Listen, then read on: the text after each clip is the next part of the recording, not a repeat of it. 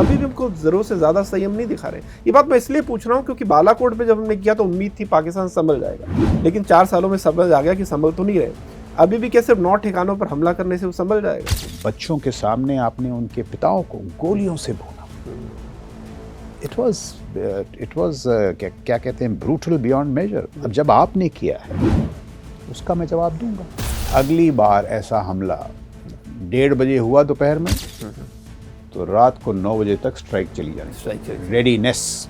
अगर आज वो कश्मीर को मुद्दा बना रहा है, अगर उसको रिजॉल्व कर भी दिया जाए तो कल को कोई नया मुद्दा लेकर आएगा, क्योंकि उसकी सोच ये है कि उसे लगातार एट वॉर आपके साथ रहना है। What have they lost Neeraj ji? F-16 विश्व का सबसे आधुनिक तैयारा, J-10, J-17 चीन के जहाज सबसे आधुनिक, एवैक्स, मतलब एवैक्स जो है इट इज अ सिस्टम जो आईज एंड ईयर्स होता है एयर पावर का।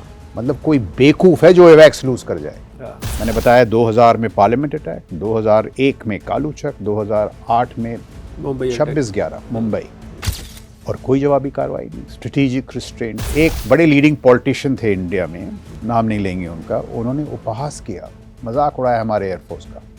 कहा आपका जो एयरफोर्स ना साहब, ये ग्वालियर से उड़ता है और जाके अमृतसर में लैंड कर जाता है, कुछ करता ही नहीं। दिक्कत ये भी पाकिस्तान के साथ आ रही है कि जो फेस सेविंग करना चाह रहा है, जो हमने वहाँ पर नौजा अटैक किया, वो फेस सेविंग अभी उसे मिल नहीं रही।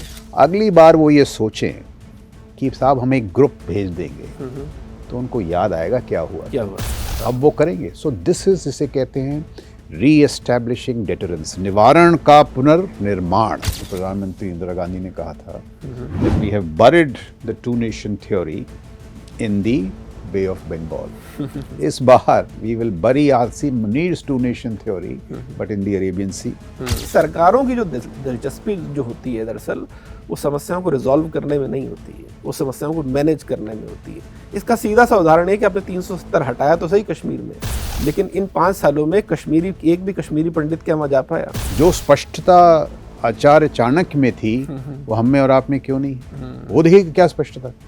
उनको छोड़िए, Ramdhari Singh Dinkar, street poet, what, क्या उन्होंने अच्छी चीजें कही इन सब चीजों के बारे में। आप कीचड़ में ईंटा फेंकेंगे तो छींट आप पे आएगी। तो पाकिस्तान वो कीचड़ है।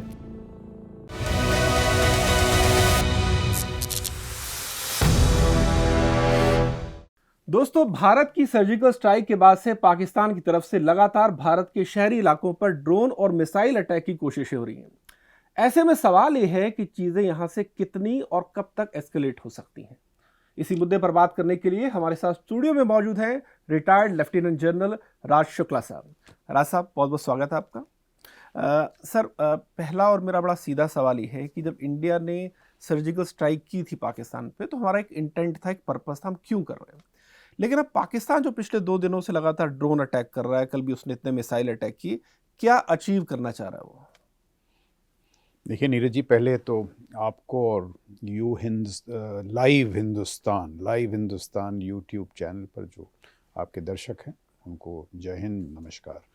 आपने बुलाया, बहुत बहुत धन्यवाद। सो मैं आपको ना इस एक वाक्या सुनाता हूँ जो हो रहा है उसके संदर्भ में। जनरल ज़ियाउल हक का आपने नाम सुना होगा। तो जब वो कू कर रहे थे जुल्फ़िकार अली भुट्टो के खिलाफ, तो एक रात पहले वो थोड़ा सा घबराए और जो उनके जीओसी थे 10 को लेफ्टिनेंट जनरल चिश्ती, उनसे उन्होंने कहा, मुर्शीद यार मरवा मत देना। आज पाकिस्तान जिस हालत में है, मेरी समझ में पाकिस्तान आसिम मुनीर से कह रहा होगा, मुनीर तुमने मरवा दिया। So perhaps that's a good way to begin. बिल्कुल। And since we are talking of the instrument of force, Bharat की जो सैन्य शक्ति है उसका जो प्रदर्शन हो रहा है, मैं हर पॉडकास्ट का श्री गणेश करता हूँ आचार्य चाणक्य के कोट से, which is remarkable for its clarity in those days. जो स्पष्टता है ना, इसको हमें कभी भूलना नहीं चाहिए। इसे अगर शास्त्र को भूलोगे तो अपनी संस्कृति खो दोगे, शस्त्र का त्याग करोगे तो राष्ट्र ही खो दोगे। What was he saying? कि जो अपना इंस्ट्रूमेंट ऑफ फोर्स है, सैन्य शक्ति है, उसका आदर करिए, look after it, keep it in the centre of your strategic calculus. जो आपकी सामरिक सोच है उसके केंद्र में उसको रखिए। उस पर हमेशा नज़र रखी, क्योंकि कब पता ज़रूरत पड़ जाए। और 22 अप्रैल को हमको उसकी ज़रूरत पड़ गई और उसका हमने अभी इस्तेमाल किया है। तो ये दोनों चीज़ें जो है ना मेरे ख्याल से बड़ी महत्वपूर्ण है for us as we step up our game in. देखिए अभी हम क्या है, अभी कुछ दिनों पहले IMF said we are the 4th largest economy, बिल्कुल विश्व की 4थे नंबर की अर्थव्यवस्था, अभी नंबर 3 बनेंगे 27। वी आर नाउ एंटरिंग जिसे कहते हैं द बिग पावर कंपटीशन।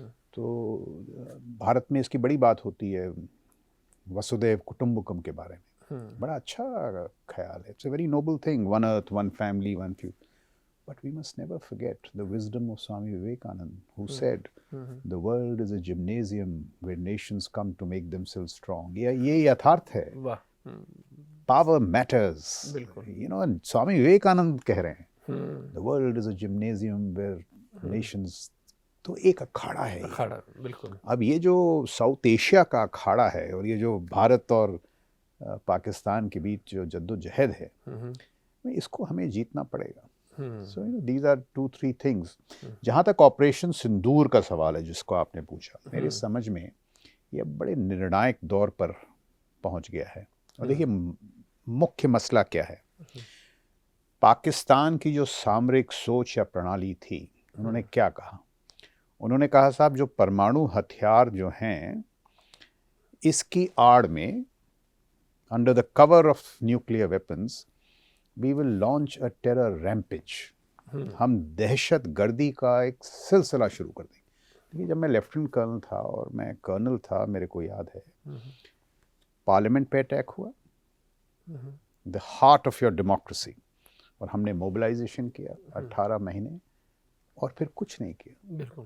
जब हम मोबिलाइज थे तो कालू चक में आपको याद होगा 2001 में पाकिस्तान की जो मिलिट्री फैमिलीज थी उन पे हमला हुआ, हमने फिर कुछ नहीं किया। और लोग कहते थे साहब स्ट्रेटेजिक रिस्ट्रेंट, आई मीन क्या स्ट्रेटेजिक रिस्ट्रेंट?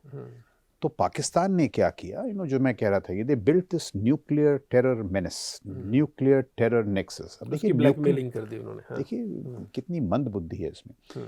न्यूक्लियर वेपन्स कब इस्तेमाल किए जाते हैं? जब आपका अस्तित्व खतरे में हो, एग्जिस्टेंशियल थ्रेट, पाकिस्तान पलट रहा हो।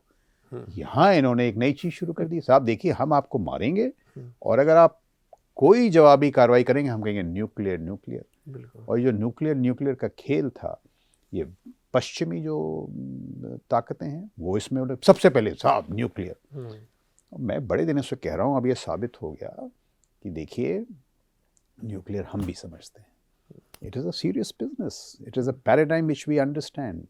बट न्यूक्लियर क्या है? आपकी रेड लाइंस हैं या न्यूक्लियर में रेड लाइंस हैं, वो रेड लाइंस हम तय करेंगे, हम जानते क्या रेड लाइंस हैं। और जो जनरलशिप है जिसे कहते हैं ऑपरेशनल आर्ट, वो इसमें है कि जो आपकी जवाबी कार्रवाई हो, पहली बात हम तो कर नहीं रहे हैं, आप उकसा रहे हैं, you have thrown a challenge.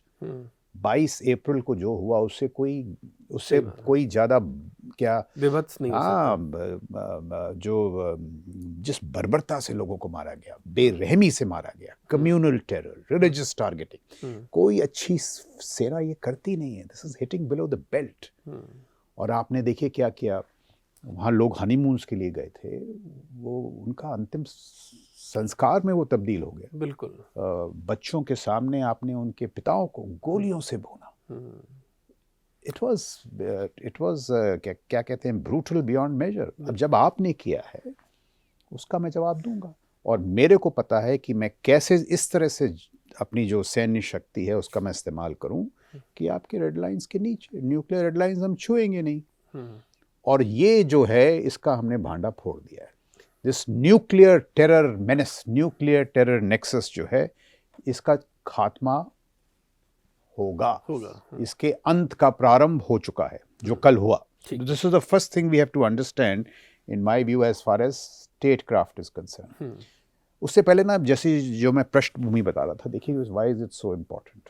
मैंने बताया 2000 में पार्लियामेंट अटैक, 2001 में कालू चक, 2008 में 26/11 मुंबई, और कोई जवाबी कार्रवाई नहीं, स्ट्रेटेजिक रिस्ट्रेंट। उसके बाद नगरोटा और अभी रियासी पिछले साल और उड़ी, फिर हमने उनको समझाया, देखिए हमने कहा इस बीच मुंबई में जो ट्रेन अटैक हुए, ट्रेन में हुए, जो जयपुर में अटैक हुए, वो तो मतलब दिल्ली के एक बाजार में लंबी हुए। कहानी है, हाँ, लंबी कहानी है। पर हमने इनको समझाया, एज अ रिस्पॉन्सिबल नेशन, हमने कहा देखिए इसको बंद करिए। और पहला हमने आपको मैसेज दिया जब हमने दूर मारा जाके बालाकोट में, फिर उड़ी में जो हमने किया। बट जिसे कहते हैं ना ये मंद बुद्धि, and this is not Pakistan, it is just पाक आर्मी, ISI और इसके जो मुखिया हैं आसिम मुनीर, मंद बुद्धि, स्ट्रेटेजिकली ऑब्ट्यूस, विवेक है नहीं, तो ये लो लेवल कनिंग, फिर भी नहीं माने। तो इस बार पृष्ठभूमि बहुत ज़रूरी है। उस टाइम जो थे अच्छा मैं आपको मज़ेदार, एक बड़े लीडिंग पॉलिटिशियन थे इंडिया में, नाम नहीं लेंगे उनका, उन्होंने उपहास किया, मजाक उड़ाया हमारे एयरफोर्स का। कहा आपका जो एयरफोर्स ना साहब ये ग्वालियर से उड़ता है और जाके अमृतसर में लैंड कर जाता है, कुछ करता ही नहीं। मैं ये पृष्ठभूमि समझा रहा हूँ, हमारे लोग हमारा उपहास कर रहे हैं। अभी इवन कि एक हफ्ता पहले भी नाम नहीं लूंगा ऐसे आपने कहा, लेकिन अरुण शौरे आउट ऑफ फ्रस्ट्रेशन, निराश हताश होकर उन्होंने कहा अगर मेरे को मौका मिला, ये देखिए बड़ी अच्छी चीज़ ने कही, not an eye for an eye, not a tooth for a tooth, for an eye both eyes, for a tooth the whole jaw. क्या बात, ये क्षण आ गया है अभी, क्योंकि आपने हमको परेशान किया, आपने हमारा निरादर किया। इट इज नॉट कि वी आर शोइंग ह्यूब्रिस, मैं पृष्ठभूमि ना बहुत जरूरी है। तो अब ये क्षण आ गया है कि ये जो निराशा है ये एक आशा की किरण में बदल रही है, जो हमारी शक्ति है उसका प्रदर्शन हो रहा है। But it is not hubris, this is what we are doing. और क्यों हुआ इसका श्रेय देना पड़ेगा प्रधानमंत्री जी को, एंड रियली नरेंद्र, बिकॉज ये जो सामरिक सोच में एक संपूर्ण परिवर्तन आया है, new normals in our strategic outlook, कि साहब आप हमें मारेंगे तो हम भी आपको मारेंगे। हमने वहां किया, बालाकोट में, उड़ी में, अब हमने इस बार क्या किया, देखिए बड़ी चतुराई से, जिसे कहते हैं ना विवेक से, calibrated military kinetics, calibrated military kinetics. क्या हमने कहा, हमने जो टेरर इकोसिस्टम का चयन किया, हमने कहा देखिए अभी भी हम सिर्फ, we are not a blunt instrument, अब बड़ी सोफिस्टिकेटेड आर्मी मिलिट्री है हमारी, सैन्य शक्ति। हम में ये काबिलियत है कि हम वो टारगेट्स को चुने बड़े विवेक से, एंड इन उसमें पैनापन है। क्या पैनापन है, we will choose the terror targets. But इस बार मुजफ्फराबाद से पंजाब तक हमने पंजाब को मारा। हम किसको नहीं छूते थे कभी, Rawalpindi, Raiwind, because these were the Punjabi Muslims, वहाँ मारा। मैंने देखिए बठिंडा कोर कमांड की है, हमारे ऑपोजिट थी बहावलपुर, ये जो मरकज है ना, he was my opposite number. जब स्विफ्ट रिटॉर्ट हुआ तो जनरल रावत साहब वहाँ आए थे। तो ये मरकज नहीं है, it is a training academy. मैं बताऊँ उसमें क्या है, फायरिंग रेंज, माइन्स का range, conference halls, obstacle course, it is to train terrorists. हमारे आंखों के सामने कर रहे थे ये, और उस टाइम कुछ बातचीत हुई, चला छोड़िए, हमने किया नहीं। अब देखिए we have targeted these kind of things. Punjab में हमने मारा है, और हमने साथ में ये भी कहा देखिए हम आपके सैन्य ठिकानों को मार सकते हैं, हम आपकी सिविल पॉपुलेशन को मार सकते हैं, लेकिन हम नहीं कर रहे हैं। जस्ट द टेरर इकोसिस्टम, इसको इंग्लिश में कहते हैं कि वी रिटेन्ड एस्केलेटरी डोमिनेंस, कि जो युद्ध का दायरा है, उसकी जो गति शक्ति है, उस पे अंकुश हमारा है। हमने ये किया। अब आप देखिए क्या करेंगे। Pakistan now was left with Hobson's choice, they had to make this choice कि अगर आप आतंक का नेतृत्व करेंगे, उनकी मदद करेंगे, you will have to face our conventional wrath. बचेंगे नहीं, आप चुन लीजिए, टेरर या भारत कन्वेंशनल। लॉइटर म्यूनिशंस जो हमने मारे हैं उनके लाहौर शहर में, इनसे हिल गए हैं ये, पहले कभी हम नहीं करते थे। So these are new normals in our strategic outlook. जो हमारी सामरिक सोच है उसमें एक संपूर्ण परिवर्तन है। अभी देखिए कैलिब्रेटेड मिलिट्री काइनेटिक्स, इसका मेरे ख्याल से श्रेय देना पड़ेगा chief of defence staff Anil Chauhan को। पहले हमारे पास CDS नहीं था, तो सर्विसेज अपने ऑप्शंस करते थे, आर्मी अपना खेल खेलती थी, नेवी अपना, कभी समन्वय नहीं था। इस बार CDS के नेतृत्व में इंटीग्रेटेड ऑप्शंस। तो हमने क्या कहा, हमने कहा देखिए ज़मीन पर हम ये कर सकते हैं, हमारे पास वायु शक्ति है, और वो मैरिटाइम नौसेना की शक्ति है, स्पेस है, ईडब्ल्यू है, साइबर है, बताइए आप सब कुछ है, कहाँ से मार खाना चाहेंगे। फिर instruments, special forces, pivot course, ये टेक्निकल बातें हैं, बट इसमें strike course, submarines, we have 2 aircraft carriers, आपके पास 0। बिल्कुल आप समझिए तो, बिल्कुल, एंड एस्केलेटरी लैडर। और देखिए जिस तरह से ये सेंसर्स और शूटर्स का चयन हुआ, space based sensors, ISR platform, ये जो स्ट्राइक्स हुई है ना, ये जो 9 लोकेशंस पर 24 जगहों पर, दे आर प्रिसिशन स्ट्राइक्स। इनको कामयाबी में लाना एक आसान चीज नहीं है। बिल्कुल, लेकिन राज सर यहीं पर एक थोड़ा मेरा वो सोच निकल जाए, एक मिनट बस। बिल्कुल। तो दिस इज कैलिब्रेटेड एस्केलेशन।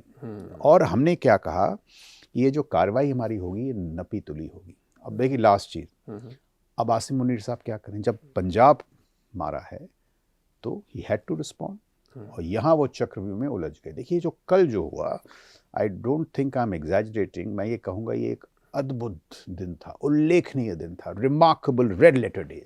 जब उन्होंने मारा, देखिए चक्रव्यूह में क्या हुआ, हमारी एडी S-400, आकाश तीर, MR सैम्स, V शोरैड्स, और ये आए, और देखिए what have they lost Neeraj ji, F-16, विश्व का सबसे आधुनिक तैयारा, J-10, J-17, चीन के जहाज सबसे आधुनिक, एवैक्स, मतलब एवैक्स जो है, इट इज अ सिस्टम जो आईज एंड ईयर्स होता है एयर पावर का, मतलब कोई बेवकूफ है जो एवैक्स लूज कर जाए। दे हैव लॉस्ट एवैक्स। लॉइटर म्यूनिशंस ने जो कमाल किया, ये they are stunned, they don't know what to do. अब बताइए उनके पास क्या उपाय है, बिल्कुल क्या करेंगे आगे आप। बिल्कुल। और अभी जो हमारा कार्य, जिसे कहते हैं एक फ्लैंक ऑफ डिसीजन, जो निर्णायक कार्य क्षेत्र है, वो तो नेवी का है, मैरिटाइम। कल उन्होंने कुछ किया है, पूरी तरह से शक्ति नहीं की है।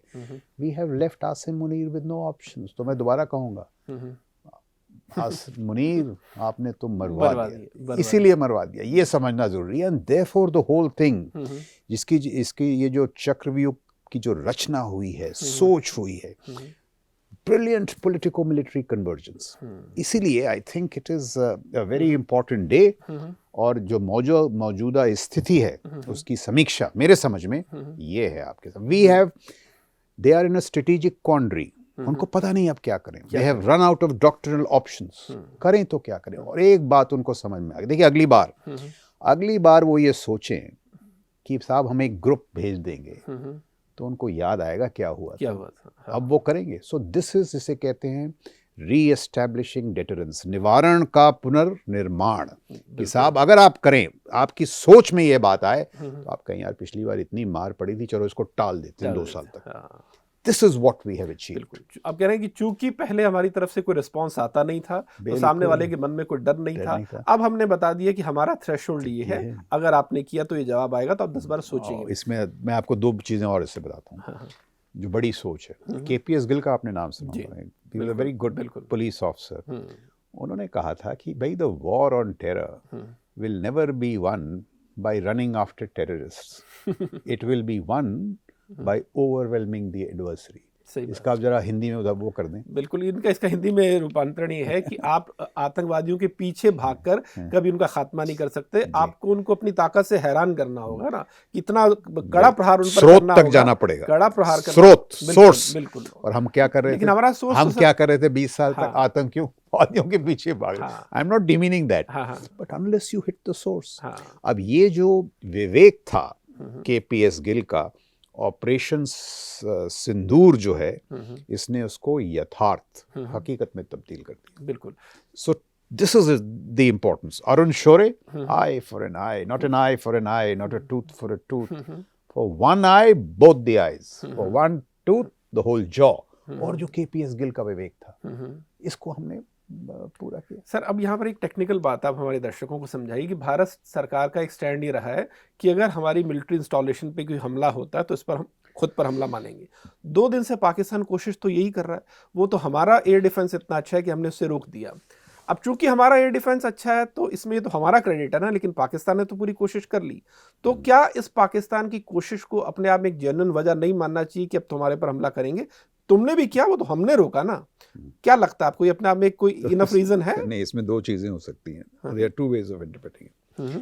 वन इज, अगर इन्होंने किया है, हमारे पास विकल्प तो अनेक हैं, मार तो ये खाएंगे। दूसरा, क्यों इफेक्ट नहीं हुआ, ऐसा क्या था कि कुछ भी इफेक्ट नहीं हुआ? ये भी हो सकता है कि साहब देखिए, Asim Munir has to save face, तो कुछ कर दो and now look for an exit ramp. अभी आप देखिए, आज मेरे समझ में they will now start talking in conciliatory manner. कहेंगे साहब देखिए हो गया, अब दोनों सुलह कर लेते हैं अपनी जनता के लिए कि भाई हमने भी कुछ कर दिया। It can be either.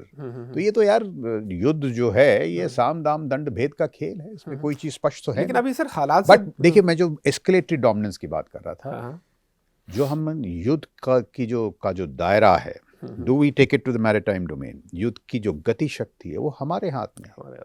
This is escalatory dominance. पूरा खेल ही युद्ध का is escalatory dominance. He has to make the choice at every stage. उसको ये करना है। और देखिए उनकी आप अंदरूनी चुनौतियां देखिए। बलूचिस्तान आपके हाथ से निकल रहा है, तहरीक तालिबान पाकिस्तान ने दहशत मचा रखी है, खैबर पख्तूनख्वा आप बिखर रहे हैं। जो आपका सबसे मकबूल पॉलिटिशियन है वो आपने अंदर बंद कर रखा है उसको। कौन सा दी प्रॉब्लम इज, एक सुशांत सिंह ने बड़ा अच्छा कोट करते हैं, वो कहते हैं इंडिया, विवेक देखिए भारत का, he says India uses politics to solve its insurgencies. बड़ी अच्छी बात, मैंने बारामूला डिवीजन कमांड की है, we always told that this is armed politics, कि भाई हिंसा का कभी कभी इस्तेमाल करना पड़ता है, but you also have to see the politics. ये जो है बेवकूफ, पता नहीं ये शब्द इस्तेमाल करना चाहिए कि नहीं, ये जो है मिलिट्री का इस्तेमाल करते हैं पॉलिटिक्स को सॉल्व करने के लिए। बिल्कुल। तो इमरान खान को आपने अंदर बंद कर रखा है। एक और बात हमको, this we must appeal to the international community, जो प्रजातंत्र की बात करते हैं, इंटरनेशनल सिस्टम की बात करते हैं, साहब the day Pakistani military submits to political control, ये सारी जो समस्याएं हैं सब समाप्त हो जाएंगी। अब वहाँ शहबाज शरीफ साहब बैठते हैं चेयर पे, असली चेयर तो कर रहे हैं आसिम मुनीर। बिल्कुल, इसको बंद करना पड़ेगा। तो these are also the larger issues associated with it. But ये जो पिछले 2-3 दिन थे, इसने ये साबित ये किया है कि भाई इस बार, पहले तो हम हमेशा हिचकिचाते थे शस्त्र का इस्तेमाल करने, शस्त्र में इंस्ट्रूमेंट ऑफ फोर्स। बिल्कुल। और क्या जुमला था, स्ट्रेटेजिक रिस्ट्रेंट। अब हम कह रहे हैं साहब देखिए, जो हमारी जवाबी कार्रवाई है उसका केंद्र बिंदु हमारी सैन्य शक्ति होगी। वो है किस लिए? सही बात। $90 billion for what? Strategic restraint. जब कोई आपको इतना वो परेशान कर रहा है, तो इस बार तो हमने। लेकिन राज सर, आपको क्या लग रहा है कि हालांकि अभी भी इंडिया एक स्टेप आगे गया है, लेकिन बहुत सारे लोगों का अभी भी ऑब्जर्वेशन ये है कि अभी भी हम कुछ ज़्यादा संयम दिखा रहे हैं। मैं इसका यूँ कहूँगा कि अगर इजराइल को कुछ लगता है कि उसके हित में कुछ है, तो वर्ल्ड व्यू की इतनी परवाह तो नहीं करता। हालांकि उसको अमेरिका की बैकिंग है, बात अलग है। या अमेरिका को जो इराक में कुछ करना था तो UN रोता रह गया कि मत करो, लेकिन अमेरिका ने किया। आज अगर हमें लग रहा है कि पाकिस्तान की तरफ से जो भी हो रहा है, मुझे ऐसा लगता है, बहुत सारे लोगों को ये भी लगता है कि हम जस्टिफिकेशन बहुत ज़्यादा दुनिया को दे रहे हैं कि देखिए हमने ये किया वो किया। आपको क्या लग रहा है, हिंदुस्तान इतनी बड़ी ताकत है, पाकिस्तान हमारे सामने चौथा या पांचवी ताकत भी नहीं है, चौथा हिस्सा भी नहीं है, अभी भी हमको ज़रूरत से ज़्यादा संयम नहीं दिखा रहे। ये बात मैं इसलिए पूछ रहा हूँ क्योंकि बालाकोट पे जब हमने किया तो उम्मीद थी पाकिस्तान संभल जाएगा, लेकिन 4 सालों में समझ आ गया कि संभल तो नहीं रहे। अभी भी क्या सिर्फ 9 ठिकानों पर हमला करने से वो संभल जाएगा? अब देखिए, 2 दृष्टिकोण है इसके मैं इसलिए पूछ रहा हूँ, सॉरी बीच में, मैं इसलिए पूछ रहा हूँ क्योंकि क्या इससे ज़्यादा थोड़ी और कड़ी सज़ा 2-3 दिन की और नहीं देनी चाहिए, ताकि जो नुकसान हो और ज़्यादा बड़ा हो, ताकि उनको लगे कि अगली बार ऐसा नहीं करना? हाँ बिल्कुल, तो दे सकते हैं। हाँ। अब ये this is between the prime minister, the raksha mantri, the CCS and the chief defence staff, दे बिल्कुल दे सकते हैं। बट मैं देखिए इजराइल की मैं बड़ी इज्जत करता हूँ, they are a very good military, I respect them professionally. But आप कश्मीर का मसला देख लें, हु हैज़ बीन वाइजर? हमने वहाँ का क्या किया है? जो हमारी सेना है उसका हमने इस्तेमाल किया है to get the violence levels down. एक बार वायलेंस लेवल्स नीचे आ गए, हिंसा की जो दरें हैं उनमें जब कमी आई, तो we applied the political balm, राजनीति, और फिर इलेक्शंस। और इलेक्शंस में वो पार्टी आई है जो सेंटर में नहीं है। Is this the wise approach? या कई सेनाएं जो हैं अटैक हेप्टर्स और फाइटर्स, तो जो कि पाकिस्तानी आर्मी करती भी करती है। I think that is blunt. This is calibrated. अब उसको but we should not overdo it कि भाई पार्लियामेंट में हो फिर भी कुछ मत करो. So a midway. So that जैसे जो हमारी सेना है, it is a sophisticated, calibrated instrument. I think this time it has been used wisely. जरूरत होगी तो और भी कर देंगे. But should we go entirely the Israel way, then we have to create very deep capacities. देखिए सिर्फ आप उसका इजराइल तो बहुत दूसरा एक्सट्रीम नहीं, आप you see the उसके आप परिणाम देखते हैं, but you don't see the investments. Israel has say units like 8200, 9300. उसमें क्या होता है? जो स्कूल से जैसे ही बच्चे निकलते हैं, the sharpest technical minds are taken into those units, and they are given the best pay scales. उनको कोई ट्रेनिंग थ्योरेटिकल नहीं होती. उनसे कहता है अगर आपने साइबर असॉल्ट करना है तो स्टक्सनेट ईरान पे जो हम कर रहे हैं उस पे करिए. वो एक अलग ही प्रणाली है. अगर आप उसमें 4 साल काम करना चाहें कर सकते हैं, 5 साल कर सकते हैं. You can be there for life. अब देखिए वो जो उन्होंने अटैक किया था नसरुल्लाह पे पेजर, 12 साल पहले शुरू किया था. 12 साल की मेहनत से आपको वो दिखा. अब उस टाइप का सिस्टम क्रिएट करना बिल्कुल एक हमारे पास विकल्प है, कर सकते हैं, उपाय है, बट उतनी मेहनत भी तो करनी पड़ेगी. ये नहीं हो सकता कि भाई हम कल बोलें कि हम इजराइल बन जाएंगे. तो उस तरह से तो होगा ना. It needs deep investment. But क्योंकि आपने सवाल पूछा, देखिए जो हमारी ये जो सफ़र है अमृत काल का टिल विकसित भारत, ये जो कल परसों ये 22 अप्रैल की जो घटना है, ये तो शुरुआत है. There will be many more such challenges. चुनौतियां और हैं. अभी तो चीन है. So if you are saying that we should make our instrument like Israel, yes. क्योंकि देखिए मैं आपसे ये कहूँगा, दर्शकों से भी ये सोचें, हम इजराइल की बात करते हैं, बड़ी उनके पास चुनौतियां हैं. हमास और हिजबुल्लाह और क्या है, चारों तरफ दुश्मनों से. आप हमारा देखिए, चीन जो शक्ति संतुलन का जो सैन्य विभाग है या अंग है, the military component of the power differential with China is $450 billion every year. तो बिल्कुल आप देखिए यहाँ क्या हो रहा है अभी. लाल मुनिरहाट में एयरबेस चिकन रिक के साथ, यूनुस साहब को सडनली लैंड लॉकेटनेस देखने लगी. म्यांमार में क्या हो रहा है, IOR उनके पास 400 शिप्स हैं, दे विल कम हियर. तो उस संदर्भ में आप कह रहे हैं, तो हमारी जो चुनौतियां हैं they are bigger than Israel. So we have to step up our game in national security. देखिए अगले जो 1-2 दशक हैं, this is a game between a challenged hegemon USA, hegemon अभी भी विश्व का सबसे बड़ा पावर, 25% ग्लोबल GDP, लेकिन चैलेंज्ड, और rising challenger China is also potent, and this aspiring vishwa bandhu. अभी ये जो खेल है, ये जो त्रिकोणीय खेल है, इसमें बिल्कुल हमें पैना पर लाना पड़ेगा. We have to increase our defence investments, economic statecraft, we have to increase our defence spending. तो उस सिलसिले में अगर आप कह रहे हैं कि should we become a potent military like Israel, yes, because our environment is edge, but ये ऐसे चुटकी से तो होती नहीं. दे हैव तो विवेक, समन्वय, दृढ़ता. बट कहना कि भाई आज आप इजराइल की तरफ हो जाओ, इट्स नॉट सो इजी. लेकिन सर इसमें एक चैलेंज जो और नज़र आता है, उस पर आप थोड़ा और विस्तार से डालिए, क्योंकि मुझे पता है आप चीज़ों को बहुत गहरी नज़र से और पूरा उसका ओवरऑल व्यू देखते हैं. एक सवाल सर ये है कि अगर हम एक ऐसे दुश्मन से डील कर रहे हैं जिससे हम मुद्दों के बेस पे नहीं लड़ रहे हैं, बल्कि उसकी आपत्ति हमारी एग्जिस्टेंस से ही है, कि अगर सिर्फ लड़ाई ये होती कि ये 2 टेरिटरी हैं, इसको लेकर कॉन्फ्लिक्ट है, चलो बैठ के बात कर लेते हैं.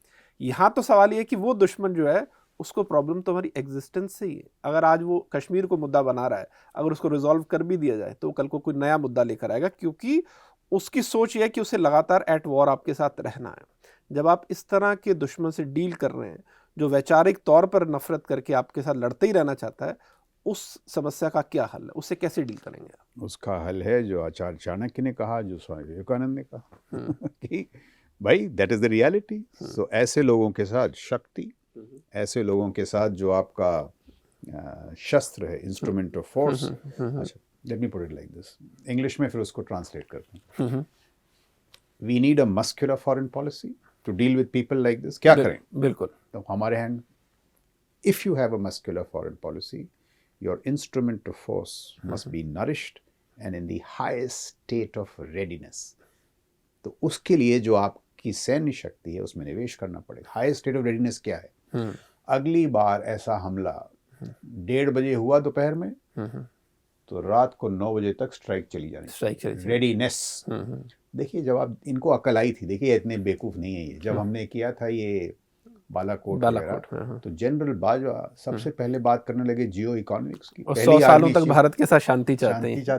उन्होंने रिव्यू किया और उन्होंने इंटरनल रिव्यूज में जो उनकी चिंतन मंथन किया गया पाक आर्मी में, उसका निष्कर्ष ये निकला कि साहब देखिए टेरर में कोई विवेक नहीं है।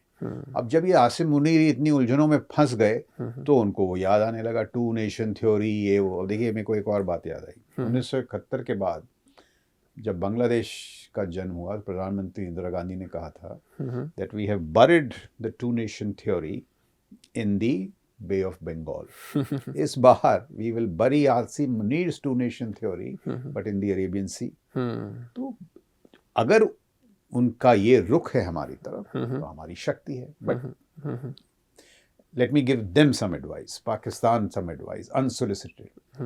आप इस्लामी देश देख लीजिए, आप अगर आप आज जाएं सऊदी अरेबिया में, if you go to Abu Dhabi, वहाँ तो सोच ही अलग है। There is a modernising strategic discourse. वहाँ क्या कह रहे हैं लोग? साहब इस्लाम फंडामेंटल से दूर रही है। They are talking of non oil growth, renewables. वो कह रहे हैं साहब विश्व में एआई की बढ़ोतरी हो रही है, उसके लिए ऊर्जा चाहिए। We will be the energy providers for AI. तो पाकिस्तान में जो दानिशमंद लोग हैं या तो उस पर गौर करें या अगर हमसे झुलझना चाहते हैं तो हम तैयार सर, इन दोनों स्थितियों में मुझे लग रहा फर्क किया है कि जैसे आपने सऊदी अरब का जिक्र किया, इवन की कतर का भी जिक्र किया, वहाँ जो भी अगर शेख का बच्चा जो बाहर इंग्लैंड में जाके अमेरिका में जाके पढ़ रहा है, वो देख रहा है कि दुनिया क्या बातें कर रही है, दुनिया में क्या चल रहा है, या वहाँ का एजुकेशन सिस्टम ऐसा है, तो उसका वर्ल्ड व्यू भी वैसा ही बनता है। पाकिस्तान में अगर आप मदरसी तालीम, मदरसों में जो तालीम दे रहे हैं या स्कूलों में जो तालीम दे रहे हैं, इस पर भी बहुत कुछ लिखा जा चुका है। पाकिस्तान को क्या चाहिए? MBS या MBZ। सऊदी अरेबिया और यूएई MBS। जिसने ये पहचाना कि सऊदी अरेबिया को नुकसान हो रहा है इस्लामिक फंडामेंटलिज्म से, तो आसिम मुनीर जैसे लोग नहीं करेंगे।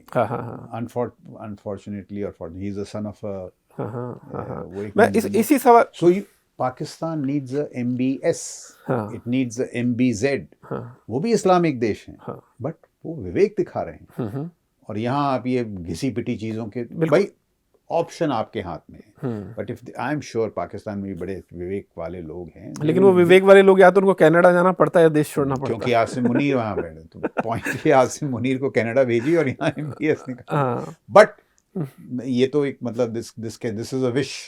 सर, ये मैं सारी बात इसलिए कर रहा हूँ क्योंकि हमें लगता है और बहुत सारे लोगों को लगता है कि जो सारा मसला है वो सोच का है। और आप इसका सबसे बेहतरीन उदाहरण अगर हम लें गाजा पट्टी को है, जब हमला किया हमास ने 7 अक्टूबर 2023 को, तो 12 या 1300 इजरायली उन्होंने मारे। उसके बाद जो 1.5 साल से युद्ध चल रहा है उसमें इजराइल ने अब तक 52,000 लोगों को मार दिया है। पूरी की पूरी गाजा पट्टी में 90% इमारतें गिरा दी हैं। आज पूरी गाजा पट्टी का कंट्रोल इजराइल के पास है। बावजूद इसके हमास अभी भी उनके जो उन्हें बंधक बनाए रिलीज करने के लिए तैयार नहीं है, और हमास इस ताक में बैठा है कि अभी भी इसको कैसे नुकसान पहुंचा दूं। मेरा सवाल यह है कि जो सोच इतनी कट्टर है, जिसको अपनी 50,000 लोगों के मरने का अफसोस नहीं है, 5 लाख लोगों के जख्मी होने का अफसोस नहीं है, 6 लाख बच्चे स्कूल नहीं जा रहे इसका अफसोस नहीं है, उस सोच को आप 9 इमारतों या 9 जगहों पर हमला करके तो आप नहीं हरा सकते ना।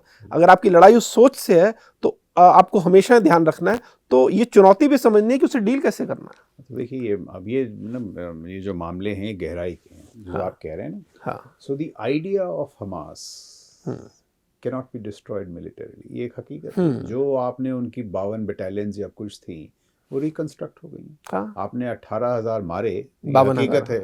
नहीं, 52,000 तो टोटल पॉपुलेशन है, 18,000 हमास के 18,000 तो 22,000 वापस रिक्रूट हुए। इसीलिए दो आई रिस्पेक्ट इजराइल ग्रेटली, जब मैं उनसे बात करता हूँ तो वो कहते हैं साहब आप हमारी स्थिति नहीं समझते, may be, but I always put the Kashmir model. हमने क्यों नहीं इतने मारे? Restraint, calibrated restraint. अब ये कमजोरी नहीं है, इट इज कैलिब्रेटेड रिस्ट्रेंट। तो जैसे हमने तो थोड़ा सा डिसएग्री करूं अगर आपकी सहमति है तो, क्योंकि हम चर्चा कर रहे हैं और चर्चा में बहुत सारे लोगों का अलग पॉइंट ऑफ व्यू है। सर, कश्मीर के मसले पर भी जो आप कह रहे हैं कि हमने जिस तरह चीज़ों को मैनेज किया, देख रहा है, बड़ा अच्छा लग रहा है। अब इस पे भी एक पॉइंट ऑफ व्यू है। पॉइंट ऑफ व्यू ये है या आलोचना ये है इसमें, जो भी लोग इसमें शामिल हैं उनका कहना है कि सरकारों की जो दिलचस्पी जो होती है दरअसल वो समस्याओं को रिजॉल्व करने में नहीं होती है, वो समस्याओं को मैनेज करने में होती है। इसका सीधा सा उदाहरण है कि आपने 370 हटाया तो सही कश्मीर में, लेकिन इन 5 सालों में कश्मीरी एक भी कश्मीरी पंडित क्या वहाँ जा पाया? हम इस बात का क्रेडिट तो लेते हैं कि 370 हटा दिया और देखो अब सब हो जाएगा, और उनके जो जाने की प्रक्रिया अगर आप उसमें चुनौतियां सुने तो हैरान हो जाएंगी। अगर 10 चीज़ें दूर करनी है तो 370 का हटना, 10वीं चीज़ें 9 चीज़ें अभी भी वहाँ की वहाँ खड़ी हैं। तो देखने पर लग रहा है कि टूरिस्ट आ रहा है, सब कुछ अच्छा है, लेकिन असल समस्या थी कि 3.25 लाख 5 लाख लोग गए थे नवासी में, वहाँ से भगाए गए थे, और आपकी हिम्मत नहीं कि आप एक भी आदमी को वहाँ बसा सके।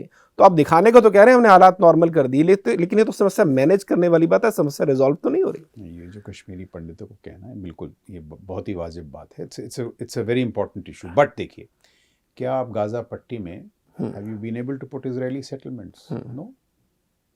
Israel तो has said that we will not go back there. अब these are challenges. देखिए हुआ क्या है और होना चाहिए।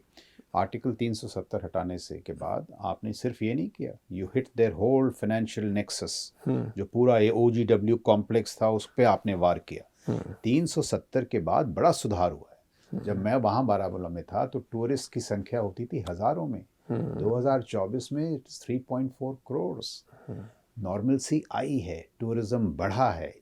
इनफैक्ट ये जो it is not very easy after, ये जब सैन्य कार्रवाई ख़त्म हो जाए, we should enhance security, get tourism back, normalcy back. और कश्मीरी पंडितों को भी आना पड़ेगा, पर उनके लिए सुरक्षा और करनी पड़ेगी। तो बिल्कुल ये, I am not saying it's a complete solution, but in the overall context आप बताइए, जो इजराइल का वो है, it is a good model, but Israelis can not go and settle in Gaza. वहाँ भी एक हकीकत है। कश्मीरी पंडितों के साथ जो हुआ बहुत ही बुरा हुआ, and we are honour bound to resettle them, but समय लगेगा, इतना आसान नहीं होगा। और ये ऐसी चुनौतियाँ आएंगी, ऐसी चुनौती। अब देखिए ये चीज़ क्या है, लोग कहते हैं इंटेलिजेंस फेलियर। देखिए कुछ तो चूक हुई है, हाँ बिल्कुल, बट अगर आप 50 से 60 ग्रुप हर साल भेज रहे हैं, हाँ, एक दो तो निकलेंगे और एक सफल भी होगा। तो इसका आंसर ये है, अभी जो हमने किया, हिट द सोर्स, स्रोत तक जाने का जो हमारा इस बार जो हमने दिखाया है, हाँ, ये करना है। वहाँ और शांति लानी है, और एक बार शांति का दायरा बढ़ा, कश्मीरी पंडित हैं उनको भी वापस लाना है। सो गाजा और कश्मीर का हर चीज में डायरेक्ट तुलना करना, इट इज नॉट, नहीं गाजा से यहाँ तुलना नहीं है, तो हम सिर्फ कश्मीर, ये सिर्फ कश्मीरी पंडितों की बात थी। बिल्कुल कश्मीरी पंडितों की सबको सहानुभूति है, and the state is honour bound to make sure that they come back, but समय लगेगा, बिल्कुल आसान नहीं है। बिल्कुल। इससे पहले कि सर मैं दुनिया क्या इस नज़र से समस्या को देख रही इस पर आऊँ, एक सवाल इसी पर, जो अभी तक मिलिट्री दोनों तरफ से एक्शन हुआ है, पाकिस्तान लगातार ऐसे 2 दिन हो गए हम देख रहे हैं कि ड्रोन अटैक कर रहा है, मिसाइल अटैक कर रहा है। जैसे मैंने कहा कि हमारी वो कैपेबिलिटी है कि हमने उसे रोका है, लेकिन किस पॉइंट पे आपको लग रहा है कि इंडिया को लगेगा कि नहीं ये मान नहीं रहे, और जब तक हमारी तरफ से इनको कोई और डैमेज नहीं दिया जाएगा तब तक ये रुकेंगे नहीं? आपको लग रहा है कि वो थ्रेशोल्ड पिछले 2 दिनों में आ गए और शायद अब हमारी तरफ से भी कुछ ऐसा हो? क्योंकि अगर हमारा ड्रोन यहाँ से निकल के रावलपिंडी जाता है और वहाँ स्टेडियम की छत से टकराता है, स्टेडियम में जाता है, मतलब हमने सिग्नल तो उनको दे दिया कि हम यहाँ तक आ सकते हैं, अगर आ सकते हैं तो कुछ भी कर सकते हैं, ये तुम समझ जाओ। तो आपको लग रहा है कि अब इससे आगे का संकेत देने की जरूरत है? मेरे समझ में नहीं, उसको समझ में आ गया है, आ गया। और आप देखिएगा मेरे समझ में, he will look for an exit ramp जिसे कहते हैं, वो मौका ढूंढेगा कि कैसे निकले। और अगर, पर बात ये नहीं है, अगर वो नहीं समझता है तो हमारे पास, हमने तो अभी जिस शक्ति का प्रदर्शन किया है, it is not even 15% of what we have, अभी 85% बाकी है। तो बिल्कुल हमें तो घबराने की कोई बात ही नहीं, कोई बात नहीं। एस्केलेटरी डोमिनेंस हमारे हाथ में है, we know what is to be unleashed. पूरा मैरीटाइम डायमेंशन बाकी है, आपके strike corps, pivot corps have a lot of offensive potential. देखिए यथार्थ देखिए, मतलब पाकिस्तान, हमारी इकोनॉमी क्या है, $4 ट्रिलियन, उनकी क्या है 0.38, 0.38। फॉरेक्स रिजर्व क्या है उनके, $6 बिलियन, हमारे क्या है $700 बिलियन। अब 700। अगर हमने ब्लॉकेड कर दिया कराची में, ये कितने दिन लड़ेंगे? हमारे पास शक्ति है, हम 1-1.5 साल लड़ सकते हैं, ये कितने दिन लड़ेंगे? तो मतलब ये इनको सोचना चाहिए। और मैं समझता हूँ वो जो वहाँ कुछ दानिशमंद लोग हैं, आपकी बातों से सर मुझे ऐसा लगता है कि भारत पाकिस्तान की सिचुएशन ऐसी है कि एक 6.5-7 फुट का आदमी, ताकतवर आदमी सड़क से जा रहा है और एक बहुत ही मरियल आदमी उसको रोज परेशान कर रहा है। बिल्कुल। अब 7 फुट वाले आदमी को पता अगर मैंने इसे धक्का दिया तो मर जाएगा, उसे कहता है मत परेशान कर, मत परेशान कर, मत परेशान वो कर। मानता नहीं है। तो आपको क्या लग रहा है ये 7.5 फुट का जो आदमी है, 6 फुट का, ये कब उसको धक्का दिया, कब उसको कहे कि यार तू ऐसे मानेगा नहीं? तो दे तो दिया, धक्का दे दिया, थप्पड़ भी मारना या भी सिर्फ धक्का दिया? और on a more serious note, Pakistan is a paste, China is a threat, this is a pest, मच्छर है। मच्छर ने काटा, हमने कर दिया। मच्छर को अकल आएगी कि नहीं आएगी, वो मच्छर को सोचना है। इसी पर से चाइना की आपने बात की, इसी पर सवाल ये निकलता है, आपको क्या लगता है किस पॉइंट पर अगर इंडिया का ये कॉन्फ्लिक्ट बढ़ता है पाकिस्तान के साथ, उम्मीद करते हैं ना बढ़े, लेकिन अगर कोई और चीज़ें एस्केलेट होती हैं और चाइना को या पूरी दुनिया को लगे कि पाकिस्तान ह्यूमिलेट हो रहा है, तो किस पॉइंट पे आपको लगता है कि चाइना एंटर कर सकता है इसमें? हालांकि सीधे तौर पर नहीं आए, लेकिन आपको क्या लगता है कि चाइना की कोई एंट्री देख रहे हैं आप? उसमें आप देखिए, उससे पहले ना जो सैन्य क्या कहते हैं, सहकारिता, सहयोग, कॉपरेशन, मिलिट्री कोलैबोरेशन, इनके कौन थे कोलैबोरेटर्स? एक तो चाइना था, एक टर्की था। मैंने कहा ड्रोन सुपर पावर टर्की, क्या हुआ इनके ड्रोन्स को? तो इन्होंने, इनके जो दोस्त हैं उनके, इन्होंने चयन क्या किया है? अच्छा, चीन, J10 क्या हुआ, J17 क्या हुआ, ADHQ9 जो हमने उस दिन हमला किया, कहाँ था HQ9? हाँ, बिल्कुल। तो पाकिस्तान को जो है ना, नए दोस्त ढूंढने की जरूरत है। तो चाइना किसी, ये देखिए झांसे में लगा रखे, जैसे न्यूक्लियर है ना, it's a school boy bluff, स्कूली बच्चे का झांसा था क्या न्यूक्लियर। चीन की अपनी तकलीफें नहीं है, यूएस के साथ, ताइवान के साथ उनकी तकलीफें कम है। वो तो भाई 1.5 साल से हमको आउटरीच कर रहे हैं। वो जानते हैं कि भाई बिना भारत के वो यूएसए को नहीं संभाल सकते। तभी लद्दाख में भी इनिशिएटिव उन्हीं की तरफ से लिया गया था। तो मैंने बोला त्रिकोणीय जो मुकाबला है, वहाँ हमें संयम, विवेक, निवेश और दूरदर्शिता की जरूरत है। वो जो त्रिकोणीय मुकाबला है, challenged हेजेमन, rising challenger, aspiring vishwa बंधु, वहाँ हमें गौर करना है। ये तो मच्छर है यार, पेस्ट। तो ये वहाँ कहाँ आ रहा है? जो अगर आप, जो लोग कहते हैं कोलैबोरेशन, बताइए क्या हुआ?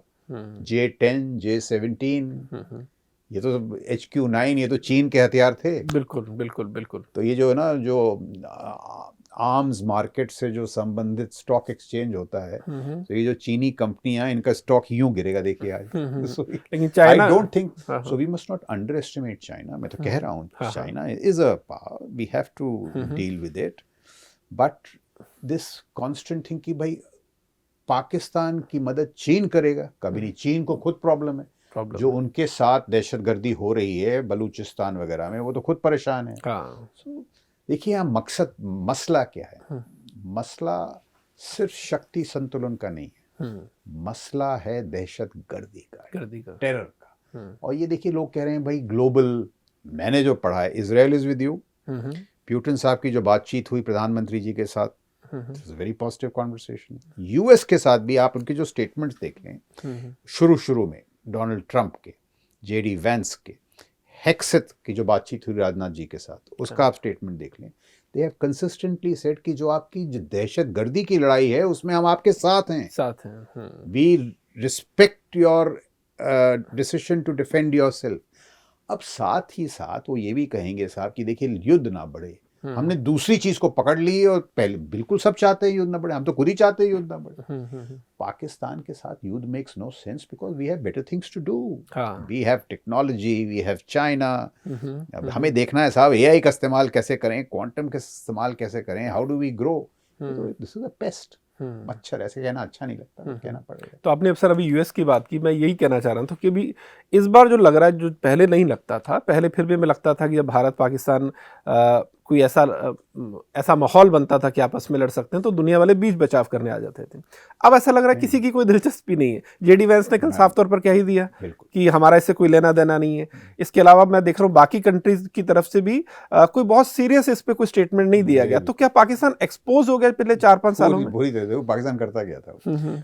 जैसे मैं कहता हूँ, सी दे आर स्ट्रेटेजिकली ऑब्ट्यूस, सामरिक दृष्टिकोण से छोटे आदमी, छोटी सोच है। जैसे कहते हैं ना, वो क्या है, एक हिंदी में कहावत है कि आप कीचड़ में ईंटा फेंकेंगे तो छींट आप पे आएगी। तो पाकिस्तान वो कीचड़ है।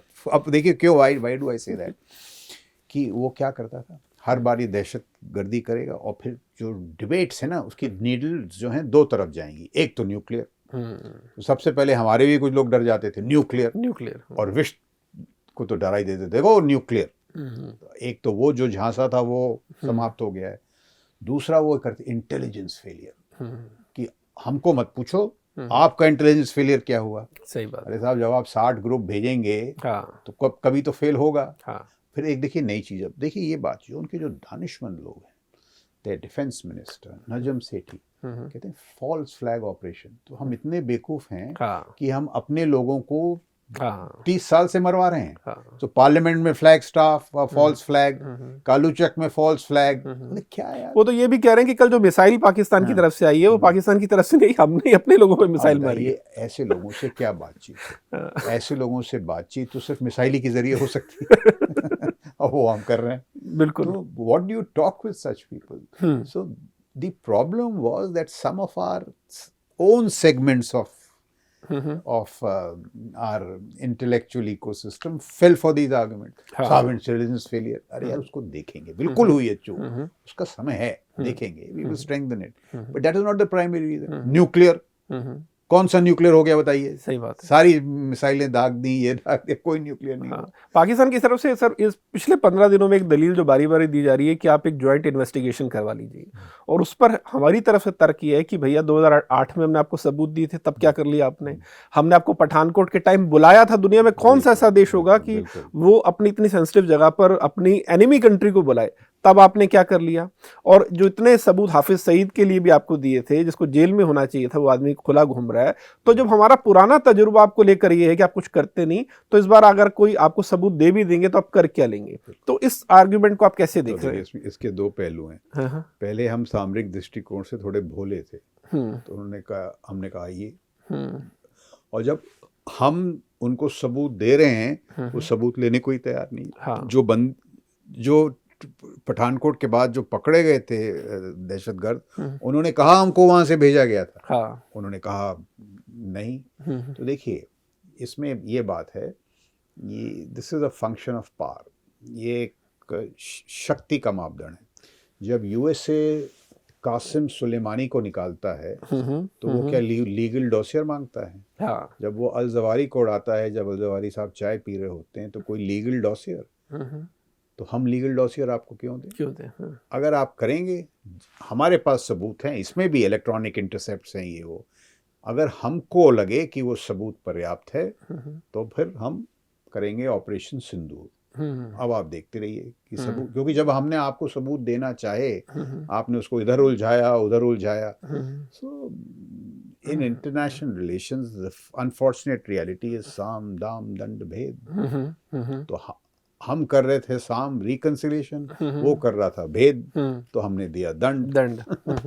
लेकिन आपको नहीं लग रहा कि सर एक दिक्कत ये भी पाकिस्तान के साथ आ रही है कि जो फेस सेविंग करना चाह रहा है, जो हमने वहाँ पर 9 जगह अटैक किया, वो फेस सेविंग अभी उसे मिल नहीं रही है, क्योंकि लगातार उसकी तरफ से ड्रोन और मिसाइल फेंकी गई, वो हमने न्यूट्रलाइज कर दी हवा में ही। तो पाकिस्तान के लिए अभी आप बार अकल नहीं आई लेकिन अभी आप बचने का रास्ता क्या देख रहे हैं? वो कैसे फेस सेविंग वो जो ढूंढ रहा है उसे मिलेगी कहाँ? तो वो फेस सेविंग ऐसे करेंगे कि देखिए साहब, हमने जो हमले किए आप पे, वो हमने बड़े प्रबल हमले थे, हमने आपके सैन्य ठिकाने पे कुछ फेक वीडियो उन्होंने चला दिए पाकिस्तान में, चलाएंगे और अपनी उनकी जो आबादी है उनको बेवकूफ बनाएंगे कि देखिए हमने इतना कर दिया। हमारा ये कहना है कि भाई देखिए हमने जो करना था कर दिया, और अगर आपने कुछ करना और इसको बढ़ाना है तो बढ़ाइए, उसका जवाब देंगे, और अगर आपने बात को निपटाना है तो हम तैयार हैं। तो दिस इज पावर। बट देखिए one lesson they have learned, हमने बता दिया कि देखिए साहब, ये जो जैसे मैंने शुरुआत की थी, परमाणु हथियार और दहशत गर्दी, इसका जो आपने इकोसिस्टम को जोड़ के इसका इस्तेमाल कर रहे थे, ये नहीं हो सकता। अगर आप दोबारा दहशत गर्दी करेंगे तो आपको हमारी कन्वेंशनल जो हमारी पारंपरिक शक्ति है, एयर पावर, टैंक्स, इससे आपको जूझना पड़ेगा। अभी आप चुन लीजिए, आपको ग्रुप भेजना है या लॉयटर म्यूनिशन ड्रोन्स आपको चाहिए लाहौर सियालकोट, देख लीजिए। लेकिन सर एक चैलेंज इसमें ये भी बताया जा रहा है कि जैसे अभी पाकिस्तान ने जो लड़ने का तरीका ढूंढा है, ये वही तरीका जो हमास वाला है कि वहाँ से जैसे इन्होंने सस्ते ड्रोन वहाँ भेजे। अब उस ड्रोन को गिराने के लिए जो S-400 का या बाकी अपने डिफेंस सिस्टम का इस्तेमाल कर रहे हैं, वो कहीं ज़्यादा उससे महंगा है। तो पाकिस्तान के लिए इस तरह की एंगेजमेंट हिंदुस्तान के साथ जो वो चल रही है, उसके लिए इतना शायद उसको पैसे का बोझ नहीं डाल रही जितना हमें डाल रही है। इसे आप कैसे एक्सप्लेन करेंगे? S-400 का इस्तेमाल ड्रोन्स के लिए नहीं है, S-400 का इस्तेमाल है J-10, बाकी सिस्टम जो है उनके लिए, J-17, AWACS उसके लिए है। जो ड्रोन्स हैं उसके लिए हमारे पास EW सिस्टम्स हैं, इलेक्ट्रॉनिक वॉरफेयर सिस्टम्स। तो it is not a direct correlation of cost like that. But एक चीज़ ज़रूरी है कि वी हैव, जो हमारी AD टोपोलॉजी है उसमें हमें और निवेश करना है। जैसे आप देखिए इजराइल के पास, उनके पास आयरन डोम है, तो क्या है एरो 2, एरो 3, उन्होंने US से थर्ड लिया। तो जो हमारी जो क्या कहते हैं इसको वायु सुरक्षा AD, इसमें और इन्वेस्टमेंट्स करने हैं, and we must do this cost analysis जिसे आप कह रहे हैं। But I don't see a direct collaboration. S-400s are for those kind of targets. और ड्रोन्स का अलग ही जवाब, बट ड्रोन्स का जवाब तो ड्रोन से ना हम दे रहे हैं, loiter munitions. In fact this time loiter has been the surprise in our inventory.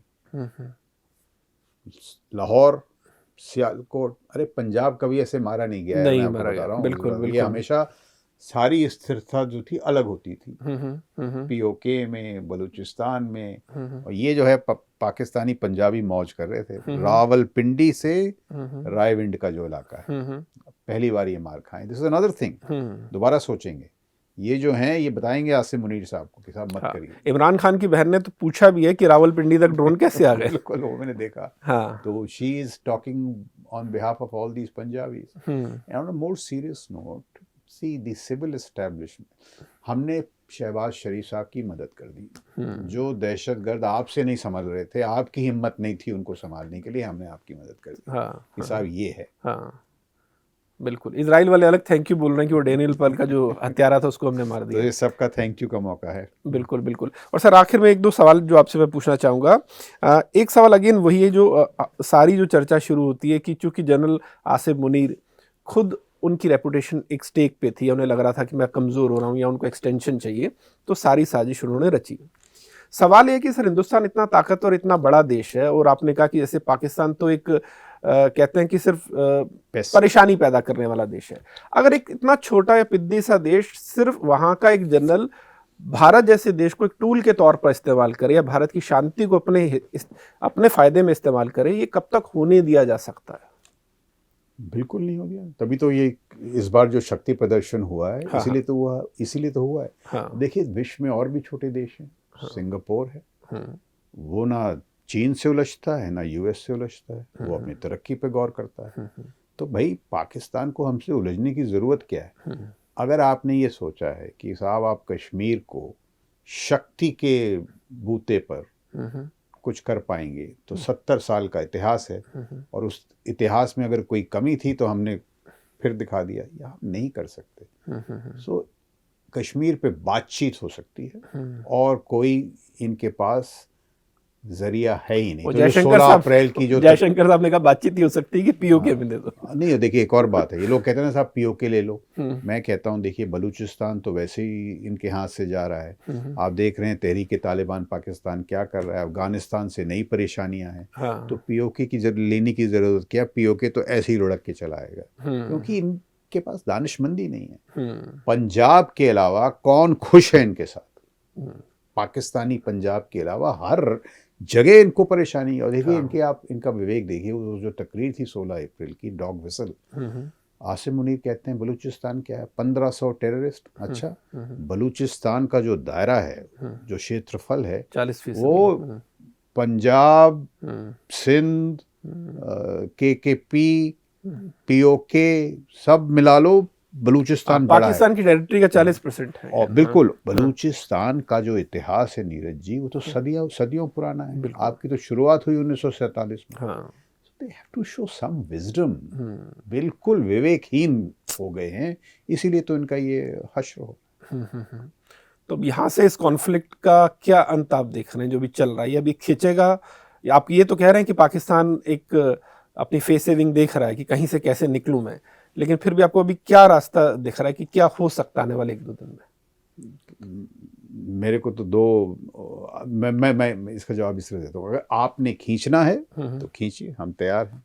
And if you are looking for an exit ramp, हम तो पहले दिन से कह रहे हैं, हम ये कह रहे हैं कि साहब पहलगाम का हमने जवाब दे दिया, हम खुद ही कह रहे हैं हम नहीं बढ़ाना चाह रहे हैं, बट अगर आप बढ़ाना चाहें हम तैयार हैं, बिल्कुल। So this is escalatory dominance. मुश्किलात किसके लिए हैं? उनके लिए। They have to think, not us. The bigger part doesn't think, the bigger part doesn't think. हम क्यों घबरा रहे हैं? हम क्यों घबरा रहे हैं? अब देखिए, बड़ा अच्छा एक किसी ने कहा, बड़े दिनों से क्या हो रहा था भाई, जुल्म वो करता था, शर्माए हम जाते थे। बिल्कुल। अब अगर आप जुल्म करेंगे, हम शक्ति से आपका जवाब देंगे। ये बदलाव हुआ है। And I think therefore it is that 71 moment again.